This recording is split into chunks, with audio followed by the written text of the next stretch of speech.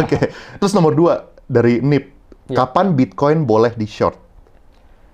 Pertama, saya tidak pernah menyarankan teman-teman yang mau quotes on quotes ya, balik lagi kaya, buat short the market.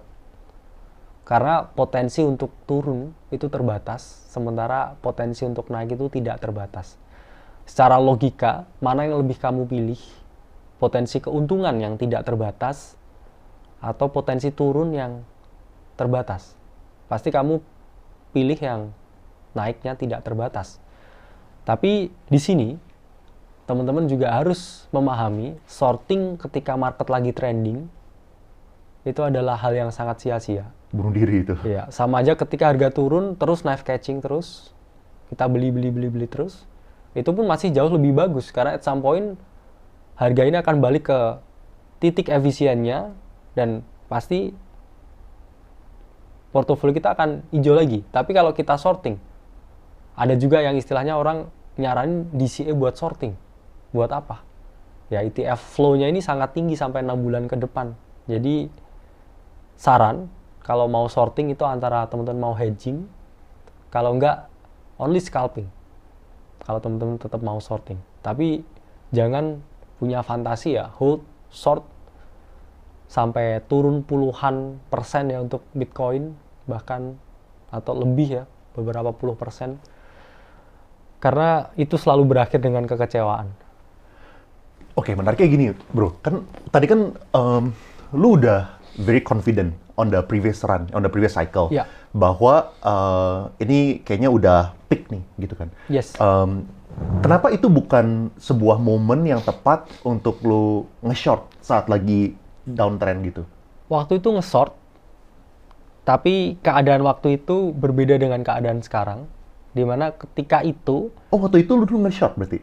ya tetap short juga beberapa altcoin. Banyak ya. Jadi saya juga short banyak sekali altcoin ketika market melakukan change of character, perubahan order flow dari bullish ke bearish.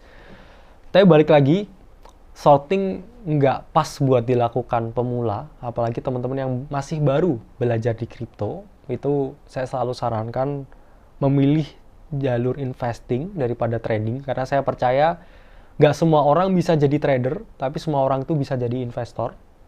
Sehingga jauh lebih bijak kalau teman-teman ini berpikir ke arah investasi. Oke. Next nih, dari Galang. Pas halving, alangkah baiknya kita tambah muatan lagi atau kita sell sebagai sebagian ya? Thanks Ya. Pak Prof. Secara historis, price action dari Bitcoin 1 tahun sebelum halving dan 1 tahun setelah halving itu selalu mengalami peningkatan. Apalagi di tahun ini kita juga tahu ada pemilu di Amerika Serikat yang mana secara historis 1 tahun sebelum pemilu dan 1 tahun sesudah pemilu harga itu akan selalu mengalami kenaikan. Jadi kita dapat double bahkan triple atau quadruple big naratif buat Bitcoin di tahun ini. Dari itu ETF approval, dari itu halving, dari itu Apple Vision Pro, dari itu pemilu di US. Karena memang secara data budget pemilu US itu selalu naik 2 kali lipat setiap periode pemilunya. Dan money supply dari M1, M2 itu selalu mengalami kenaikan yang signifikan menjelang pemilu. Jadi kita melihat ada kelebihan likuiditas yang sangat tinggi di market saat ini dan kita bisa lihat price action yang ada. Jadi kita harus sebaik mungkin memanifestasi once in a lifetime opportunity itu. Oke, ini nyambung ke pertanyaan selanjutnya nih. Ya. Dari Mua, seberapa super mega cycle menurut Prof Kakak? Kenapa sekarang berbeda dengan yang lain? Mungkin tadi udah sedikit dijelasin ya, Ya. pertanyaannya itu. Karena itu tadi, adanya institusi yang mulai masuk dan juga ada big player juga dari dalam negeri ataupun luar negeri yang berfokus sekarang ke Bitcoin dan juga adopsi Bitcoin terhadap masyarakat retail, yang mana ketika semua align in the sky, kita nggak hanya lihat aja adopsi dari institusi, tapi juga government, kita akan bisa melihat adopsi kripto yang dari level ke level di teknologi yang kita gunakan, ini bisa terjadi di semua masyarakat. Ya siapa tahu next time ya, karena ini juga sudah ada ya project Garuda untuk CBDC di Indo, ya mungkin kita bisa mengimplementasikan digital currency di Indonesia. Bisa jadi hal yang positif dan yang negatif pasti. Oke, next dari Kevin. Apa rutinitas kesibukan Prof Kakak setiap hari? Selalu di depan komputer dan laptop, kalau nggak di depan HP. Bahkan hobi yang paling saya suka itu baca buku, tapi karena kesibukan jadi nggak bisa baca buku. Maksimal mungkin podcast ketika lagi berkendara, ini salah satunya podcastnya Bro Leon juga. Oh, thank you. Kadang saya dengerin ketika di jalan. Hobi lain nggak ada, nggak punya hobi. Oke. Sang Timur 30, awal mula terjun di dunia investasi di umur berapa? Dan buku apa yang jadi life changer? Umur 17 tahun, pasti harus baca The Intelligent Investor sama buku Market Wizard. Kalau buku Indonesia yang paling saya suka, Technical Analysis, itu buku Technical Analysis for Mega Profit, penulisnya Pak Erdianto Ong. Itu very compact information yang saya kagumi di sana, dan bisa teman-teman juga mungkin lihat buku-buku dari Akademi Kripto. Kita udah rilis 3 buku so far, bisa teman-teman dapatkan karena limited supply, jadi pasti harus antri kalau beli. Mantap. Terus dari... Oke, gue nggak ngerti cara bacanya. RX sekian-sekian. Apa strategi untuk melipat modal 10 juta ke 1M di bull run kali ini? Wah, mau 100X nih. Wah, harus open ke opportunity dan selalu memahami bahwa investasi itu bukan agama, terutama di kripto. Kita harus punya idealisme, mana yang menguntungkan, itu yang kita pilih. Karena banyak juga ya, ketika saya ungkapkan salah satu big investing win itu saya di Shiba Inu dulu. Itu banyak yang bilang, wah ternyata trading koin micin. Nggak juga, karena waktu itu likuiditasnya itu lagi semua ke micin. Jadi ngapain saya tengok yang fundamentalnya wise, tapi nggak bisa ngasilin return.